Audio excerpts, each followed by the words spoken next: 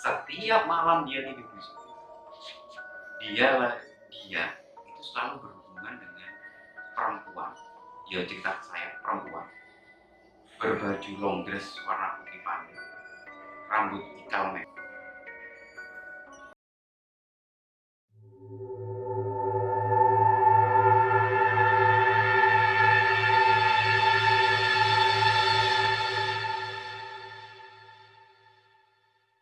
Assalamualaikum warahmatullahi wabarakatuh. Selamat malam teman-teman sekalian.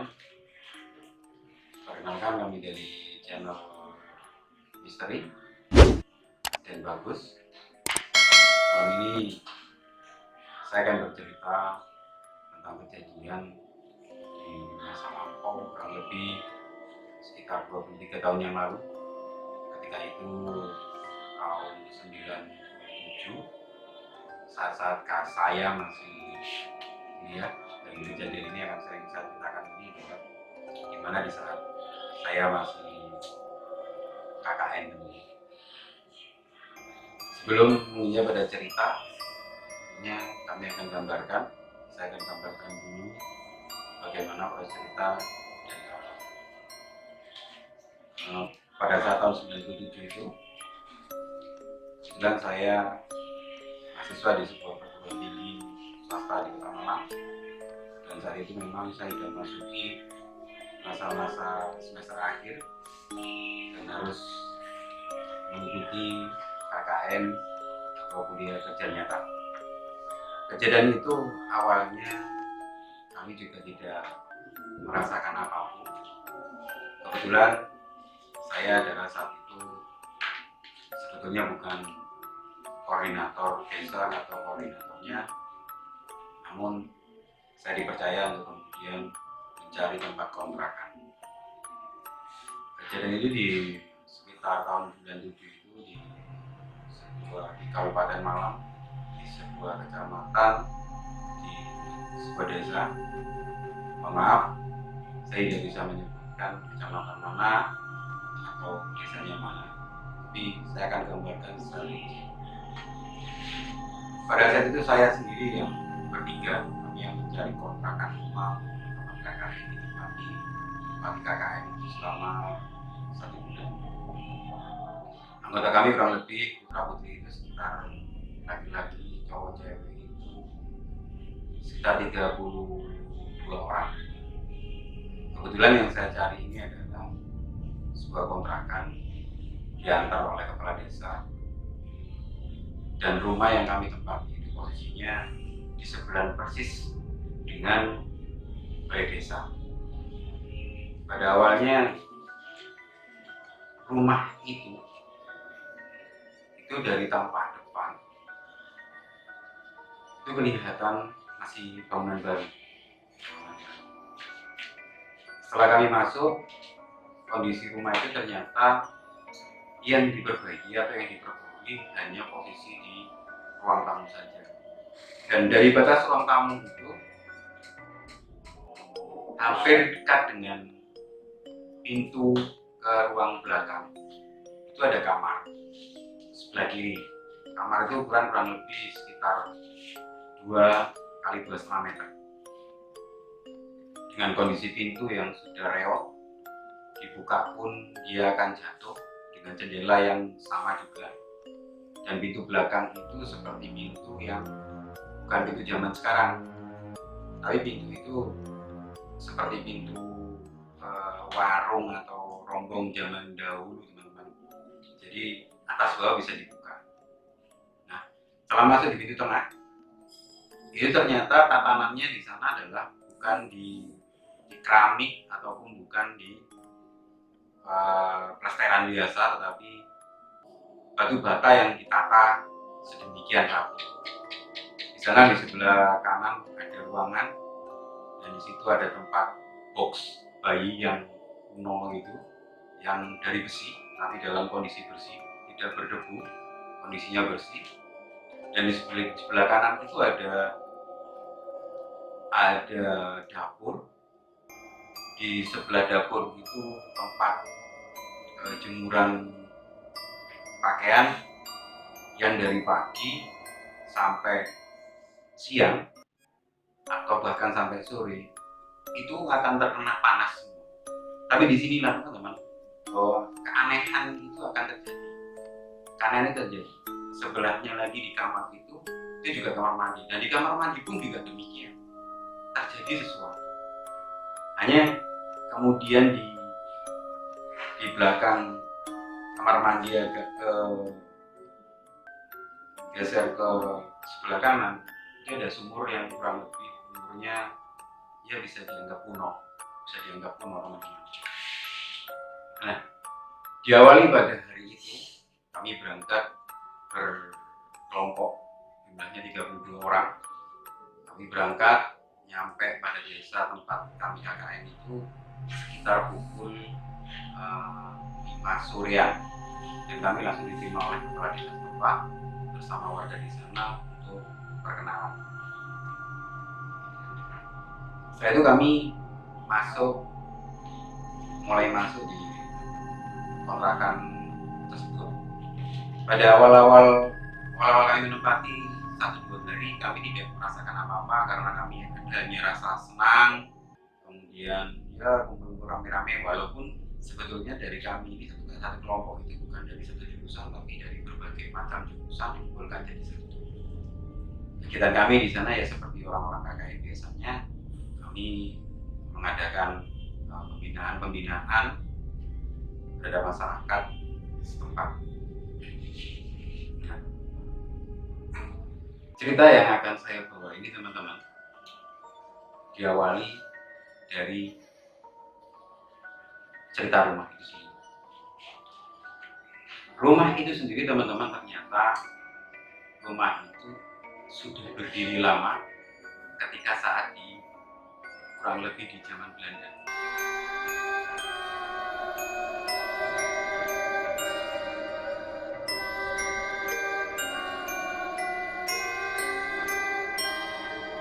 Itu pun cerita ini, rumah itu mulai zaman Belanda karena bersebelahan dengan sebuah warung nasi. Dan nanti juga akan saya ceritakan, warung nasi ini juga merasakan sesuatu yang aneh. Nah, warung nasi ketika dibuka, sebelum kami menempati kontrakan itu, sebetulnya rumah itu juga sudah dikontrak sama orang di luar desa itu. Makanya mereka hanya bertahan sekitar 3 bulan menurut cerita dari penjual nasi di sebelah rumah itu sendiri. Nah, diawali dari malam hari ke-7, persis di hari ke-7 itu kami makan bersama seperti biasa, makan bersama selama. Kebetulan saat itu ada piket, waktunya piket bersih-bersih piring kelompok saya sendiri. Karena kelompok kami ini hanya jumlah orang 7, dibagi masing-masing 7 orang. Dan kebetulan saya dan 7 orang kelompok saya itu sendiri sama-sama penakut. Ketika selesai makan malam kurang lebih jam 7:30 yang seharusnya dicuci langsung, kami tidak pernah mencucinya. Kami tinggal, sudah besok saja kita cuci karena malas. Nah, setelah itu besok pagi kami mau mencuci, ternyata piring-piring bekas kami makan malam kemarin itu sudah rapi dan sudah tercuci bersih ditaruh di atas box bayi yang saya katakan tadi di depan, box bayi kuno dari besi itu. Padahal piring-piring itu sebelumnya kami taruh bersebelahan persis di belakang pintu yang bisa dibuka atas bawah tadi. Itu pun kami tidak merasakan sesuatu apapun sebetulnya, hanya sekedar kok aneh gitu saja. Kita anggap aneh, dan kita tidak berpikir. Nah, selanjutnya besok paginya ini beruntung. Ketika kami mau mandi, bangun pagi untuk meneruskan sebuah kegiatan, ternyata di bawah box bayi itu ada uang 500 yang masih zaman dulu, itu uang 500 kertas yang gambarnya rambutan dalam kondisi basah setengah kering, tapi masih terlihat baru, dan itu terlipat rapi di bawah box bayi itu tadi. Itu pun sama, kami juga tidak curiga atau kami takut atau tidak, kita anggap wah itu uang teman-teman yang jatuh. Akhirnya ya biasa, namanya mahasiswa masih belum bisa cari uang, ya udah buat tambahan patungan untuk beli rokok gitu teman-teman. Nah, dari malam-malam selanjutnya, saat itu teman-teman memang sudah hampir 1 minggu lebih, mereka mungkin kangen dengan keluarga atau memang ada keperluan uang saku habis. Saat itu banyak yang pulang. Saya yang menempati rumah kontrakan KKN khusus laki-laki yang hanya jumlahnya 13 itu, karena lebih banyak cewek daripada cowoknya, itu kami hanya tinggal berempat, teman dari Sumatera 2, teman dari Blitar 1, dan saya sendiri. Untuk mengisi waktu seperti biasa, karena ada karambol, meja karambol, kami karambol. Saking asli kami karambol, kita lupa waktu. Pada akhirnya kita lupa juga untuk menutup pintu yang di belakang yang bisa dibuka, yang bawah dan atasnya. Saking asiknya, karena yang kalah hukumannya adalah gigit buah karambol yang bulat itu. Saking lucunya, sampai ada teman-teman yang 5, kita tertawa-tawa. Tiba-tiba, bayangin, tiba-tiba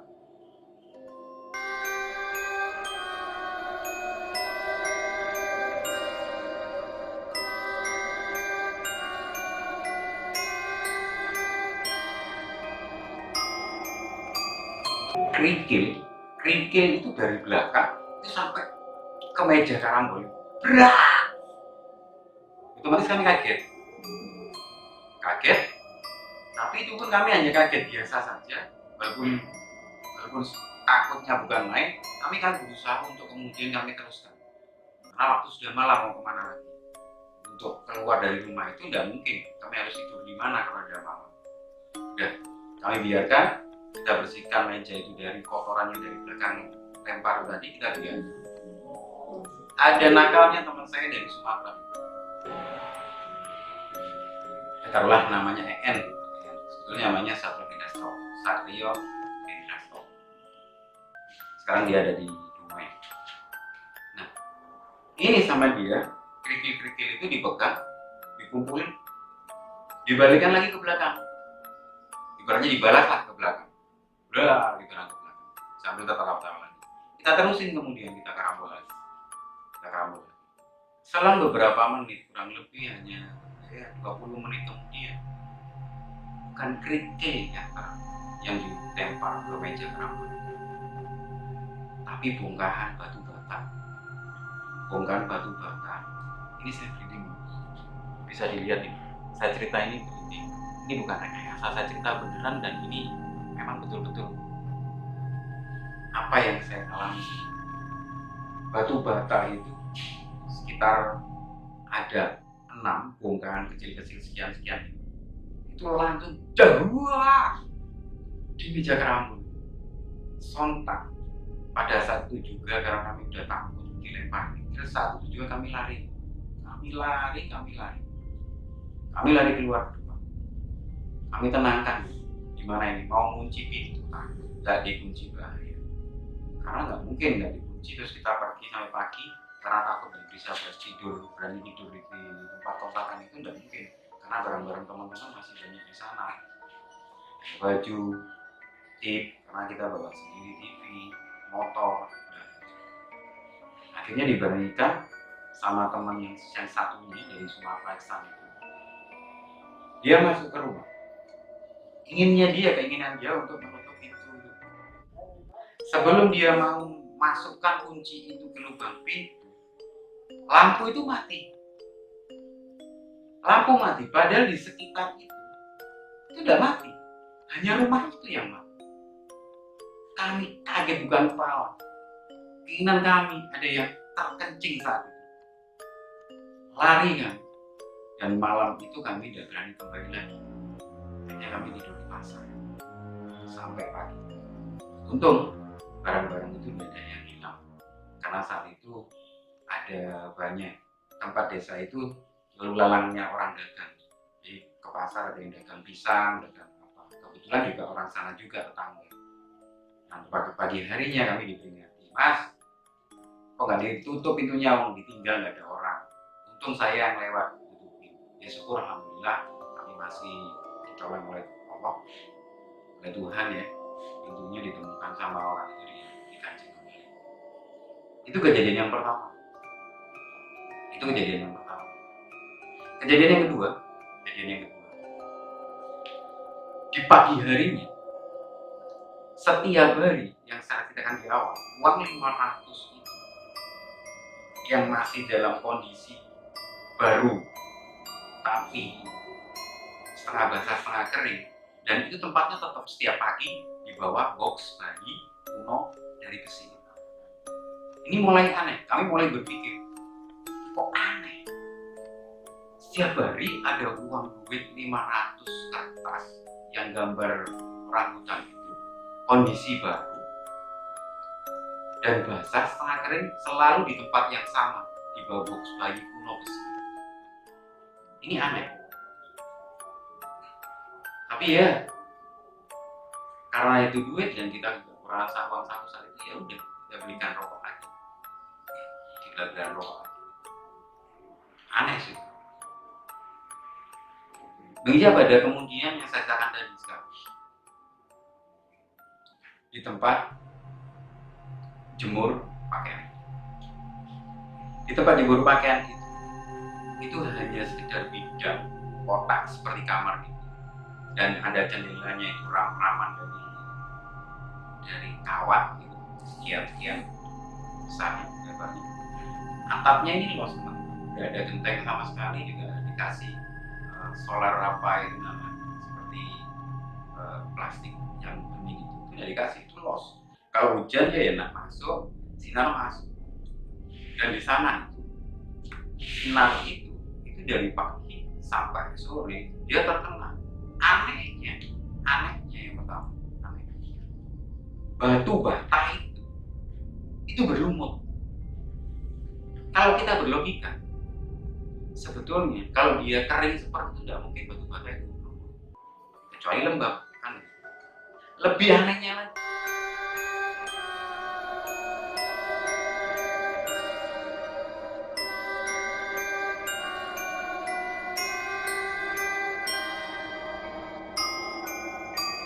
ketika kami jemur pakaian di sana, itu dari pagi sampai sore tidak pernah bisa kering. Padahal sinar ini masuk mulai pagi sampai sore, itu tidak pernah bisa kering. Nah, saya cerita demikian ini merinding lagi teman. Merinding apa bahasa Indonesia merinding? Karena emang ini kejadian saya alami. Nah, setelah itu ada nama teman saya, sebut aja dia Nanang, nggak perlu disebut asalnya dari mana, namanya Nanang. Dia dari Fakultas Ekonomi waktu itu. Memang teman saya yang satu ini anaknya agak-agak, kalau bahasa Jakarta bilang songong apa ya, kalau saya orang Jawa Timur bilangnya ini apa ya, agak-agak ngawur. Suatu malam, saat itu di zaman saya rokok harga itu masih ada, rokok harga. Nah, suatu malam mungkin saya saat itu tidur. Paginya Nanang ini bercerita. Paginya Nanang bercerita ke saya, tapi di bersama teman-teman yang lain. Paginya dia cerita, dia kebelet behol. Dia kebelet behol karena perutnya sakit, itu sekitar jam 10-an dia bilang saya. Dia pergi. Saya udah bilang di awal tadi, kamar mandi itu kalau siang dia bocor, tapi kalau malam airnya penuh. Si Nanang ini tidak sadar bahwa tempat kamar mandi itu sebetulnya kalau siang dari air tidak bisa diserang. Dia tidak sadar. saat itu dia bilang cerita ke saya, ceritanya dia kebelet beol, dia masuk kamar mandi, dia ambil satu batang rokok seperti saya ini, dia jongkok sambil rokok. Nah, dia bilang lagi, ternyata di sekitarnya dia di luar daripada kamar mandi, karena di luar kamar mandi itu luas sekitar ada 4 meter, karena rumah itu sebetulnya lebarnya cuma 7 atau 8, tapi panjangnya hampir 35 meteran panjang, cuma lebarnya 8 meter. Nah, setelah itu si Nanang tadi itu beol karena sakit perut. Dia cerita ke saya, saat dia beol itu menurut dia di luar kamar mandi yang tanpa pintunya karena ada sebetulnya cuma tidak bisa ditutup begitu, karena lampu juga tidak bisa hidup, dia pakai lilin. Saya belum cerita yang tadi, karena lampu di ruangan di belakang itu dikasih lampu berapapun tidak bisa. Sebelum saya teruskan cerita lampu, saya lupa, lampu yang di belakang setelah ruangan di belakang itu yang hanya dengan batu bata itu saja, itu dikasih lampu itu tidak bisa. Pernah dikasih lampu 5 watt pecah, dibikin terang kasih neon pecah. Kami sudah laporan ke Bapak Pos, tapi Bapak Pos tidak mau cerita kenapa demikian di kontrak. Nah, kondisinya gelap, dia hanya pakai lilin sama senter. Karena saat itu teman-teman HP hanya ada mungkin Sony Ericsson yang pisang atau yang ada antenanya, kan ada mungkin yang punya HP hanya beberapa orang saja, seperti saya nggak punya saat itu. Nah, si Nanang ini beol itu menurut dia di luar kamar mandi itu banyak sekali anak kecil-kecil itu bermain lari-lari sana kemari. Si Nanang ini tidak takut. Saya udah bilang di awal, yang pertama si Nanang ini jebolan dari pesantren, cuma anaknya memang agak ngawur. Kemudian dia memang vokalisnya saat itu kan seneng ngeband, vokalisnya grup thrash metal lagi, itulah zaman. Jadi dia tidak takut. Setelah dia beol itu sudah subuh, dan dia nggak terasa dia duduk di kamar mandi jongkok mulai jam 10 sampai subuh, dia nggak terasa. Rokok itu hampir habis, nggak terasa. Nah, setelah dia bangun ternyata dia nggak keluar sama sekali yang namanya kotoran, nggak keluar sama sekali. Itu dia yang bercerita. Nah, beruntun dari Nanang ini, keesokan malamnya dia tidur di kamar yang saya katakan tadi, yang pintunya nggak bisa ditutup. Kalau ditutup dia langsung berat. Jendelanya juga nggak bisa dibuka. Kalau dibuka dia masih patah karena seperti dimakan rayap. Entah kenapa, padahal di ruang tengah itu sudah diperbaiki, tapi kenapa kamar itu pintu sama jendelanya sama si pemiliknya itu juga ditutup? Kami nggak paham itu. Nah, si Nanang pada malam itu dia tidur di sana. Malam kedua dia tidur di sana. Malam ketiga dia tidur di sana. Malam keempat dia tidur di sana. Malam kelimanya, waktu awal dia tidur di situ sampai 5 hari, dia baru bercerita bahwa setiap malam dia tidur di sana.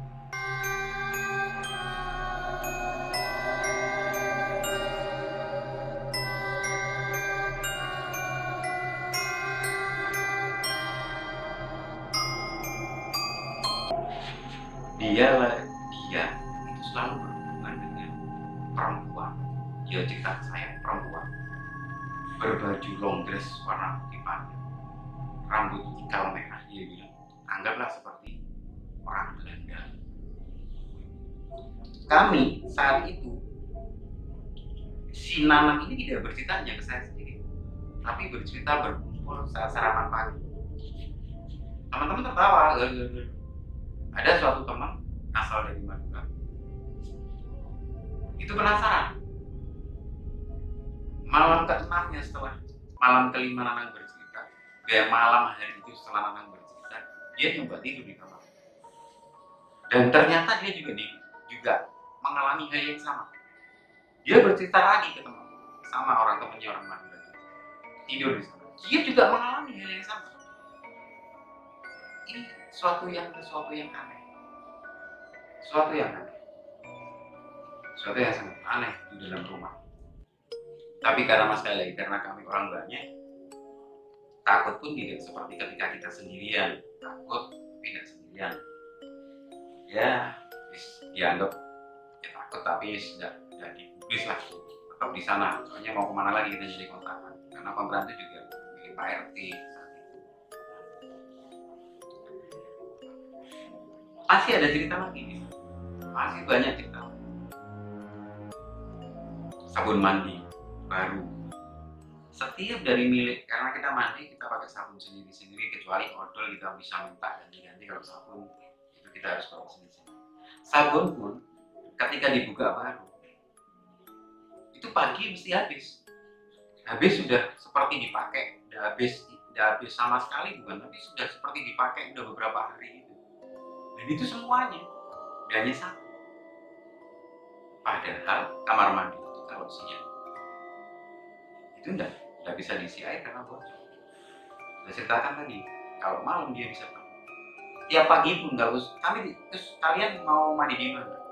Kami tiap pagi mandinya itu bahasa orang Jatim itu beli sumber air itu di pinggir sungai. Kami harus pagi balik ke sana. Kalau siang banyak pagi kita ke sana, di situ kita masih ke sana. Jadi mandinya kita di sumber air di sungai. Nah,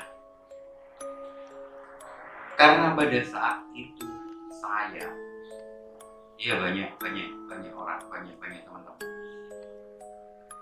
malas karena gerimis pagi mau ke sungai mandi, kita mandi di sumur di belakang. Tanpa sengaja teman-teman kami juga, karena ada pintu terakhir daripada pagar rumah itu dibuka. Ternyata itu ada sebuah penyimpanan pendosa keranda. Ternyata rumah itu di belakangnya juga disimpan sebagai tempat penyimpanan keranda di kayak kebun pisang gitu. Jadi ini penyimpanan, ini pintu belakang dari seng, tingginya kurang lebih pintu 1,5 meter atau 2 meter lah, 2 meter. Itu pas dibuka, pas sebelah kanan langsung dia tempat penyimpanan keranda. Setelah penyimpanan keranda itu banyak tanaman pisang-pisang. Yang sebelah kiri itu bekas ada air. Kami baru ngeh bahwa selama ini yang kita alami, apakah mungkin karena rumah itu dibuat menyimpan keranda di belakang? Ya Allah, alam bisawab, kami juga tidak akan sampai ke sana karena kami juga kakak. Nah, di saat-saat terakhir, cerita terakhir setelah sekian hari kita di sana, sekian bulan udah mau selesai. Itu kejadian yang ketiga kali saya alami sendiri. Jadi di ruang tamu itu ada ruang tamu. Biasanya kalau rumah lama itu masih ada roster, kalau orang kita bilang roster batas ruang tamu dengan ruang tengah, itu namanya roster. Bentuknya segitiga begini. Ini ada bataku lubang-lubang kayak ada. Teman saya yang satu tidur di sebelah sini, pas roster. Saya di sebelah sini, sebelah sini ada teman saya lagi, di sebelahnya juga ada teman saya lagi. Nah, di sebelahnya ini ada lemari mainan yang kosong, nggak ada aksesoris. Biasanya dalam zaman dulu yang ditaruh misalkan gelas atau tempat menyimpan gelas, perabotan gelas, lepek kayak gitu. Nah, kayak gitu. Itu kami tidur sih ya. Radio kita setel kenceng tapi tidak terlalu kencang. Saat itu yang kita dengerin adalah ceritanya Kartolo, karena saat itu ya kami senang mendengar Kartolo zaman tahun 90 itu. Saya bermimpi. Kalau itu saya mimpi. Kejadian mimpi itu saya bermimpi di balik almari itu ada sepasang kaki. Dan kelihatan persis sepasang kaki itu dia ada rok putih itu dan ada rendahnya di bawah lutut, di bawah lutut. Jadi ini lemari, lututnya tidak kelihatan, yang kelihatannya di bawah lutut. Dia tidak pakai sandal, cuman terlihat bawahan rok dress itu atau daster itu warna putih, ada rendahnya di dalamnya. Saya tidak bisa ngomong. Sebetulnya saya ingin ngomong, oh Akbar, ya Allah, karena saat itu di dalam mimpi saya takut. Ya Allah, ya Allah, ya Allah. Saya tidak bisa ngomong. Saya mau ngomong Bismillah pun tidak bisa. Ngomong Allah Akbar. Sepertinya tidak bisa mengucapkan, saya mengucapkan seperti itu. Tapi tiba-tiba tangan saya bisa terangkat di dalam mimpi dan saya mukul begitu. Allah Akbar. Saya pukul. Yang saya pukul persis di dalam mimpi saya itu teman saya di sebelah tadi yang namanya N, sahabat saya ini. Di dalam mimpi saya persis dia tidur lurus dengan losat. Di dalam mimpi saya itu dia pakai selimut yang lama itu, kayak selimut tipis yang lorek abu-abu putih, kadang ada hijau putih lorek. Dia juga pakai itu abu-abu putih saat itu. Posisinya dia pakai jaket biru sama dia pakai jaket biru. Posisi saya pakai baju apa itu sama, dan posisi di sebelah saya juga sama.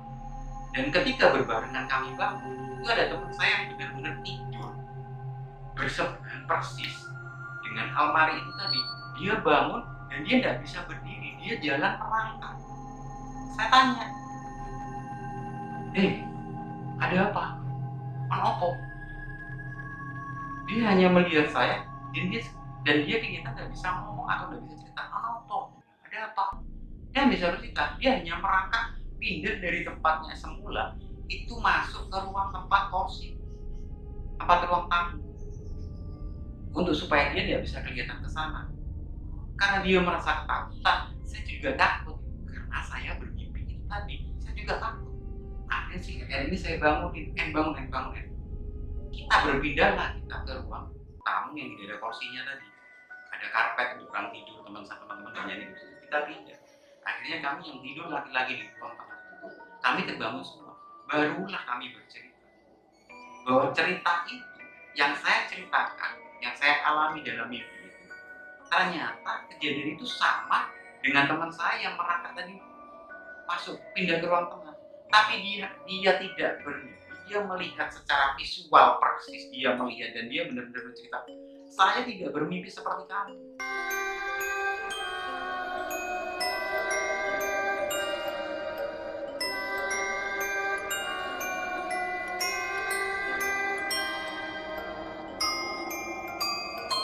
Saya melihat persis visual dia ada di sana dan saya cross bagaimana kondisi, bagaimana sih cerita dia dengan yang ada dalam mimpi saya itu ternyata sama. Bedanya cuma dia melihat secara visual, saya hanya di mimpi.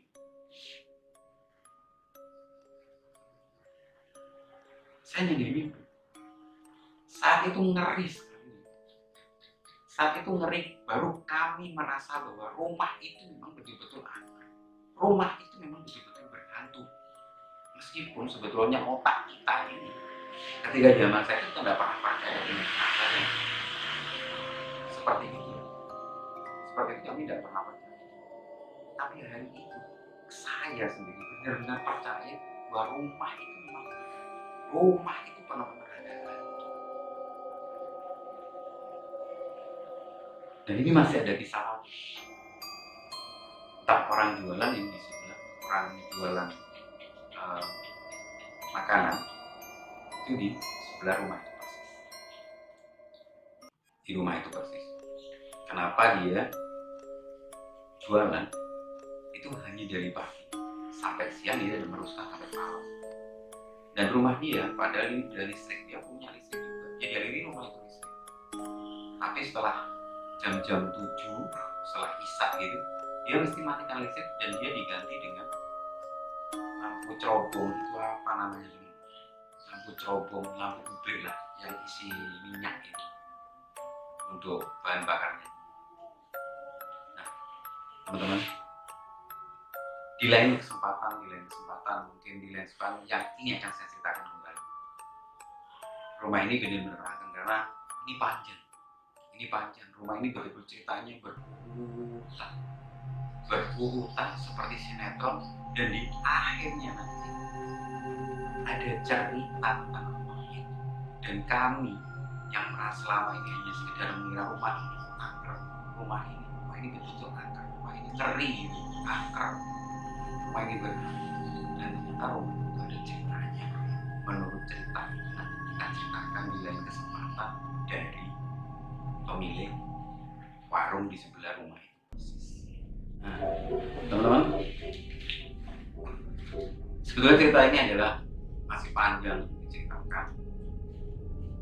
Namun mohon maaf, saya tidak bisa menceritakan panjang karena durasi menjadi panjang.